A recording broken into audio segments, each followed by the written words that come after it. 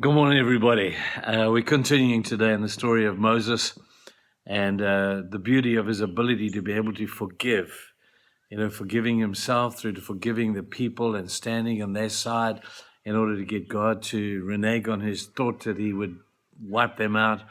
And he just had this incredible ability to forgive. But it gets very close to home in chapter 12 of the book of Numbers.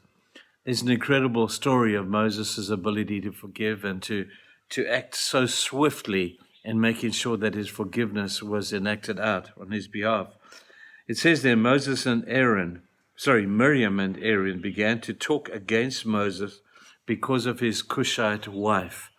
Now here we have a picture of division within a family. It's tragic. War is bad enough, but civil war is even worse.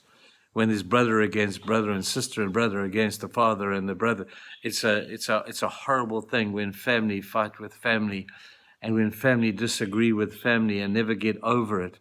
Listen, we're all going to have our disagreements from time to time. There's no doubt about that. That's because we're human. But the unity of the family is a priority for the sustaining of community. And if we continue to fight with one another in the family and disagree is one thing, but to not forgive, that's a completely new thing.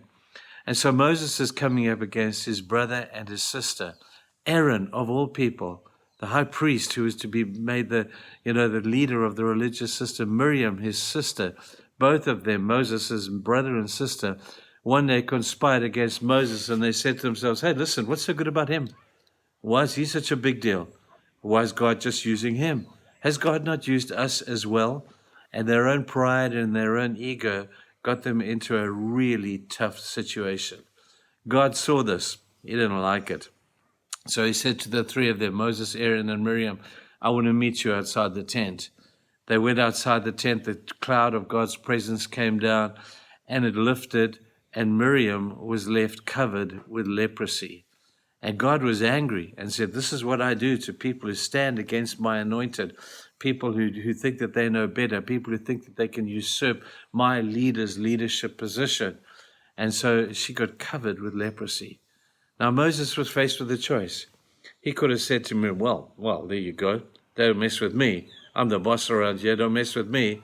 And this is the consequence of your action. But he didn't do that. Immediately upon seeing this, he cried out to God and he said, Lord, forgive her. Forgive her. Please give her back her health. Take away this awful leprosy that she has. Lord, forgive her. The intriguing thing is not just that he asked for forgiveness for her, but he asked for it so quickly. He didn't have to go for therapy. He didn't need to go and see a counselor and say, well, what do you think I should do in this situation? Should I forgive or should I not forgive? He just knew instantaneously that forgiveness was the only right option. Now, that might apply to us today. Might have not.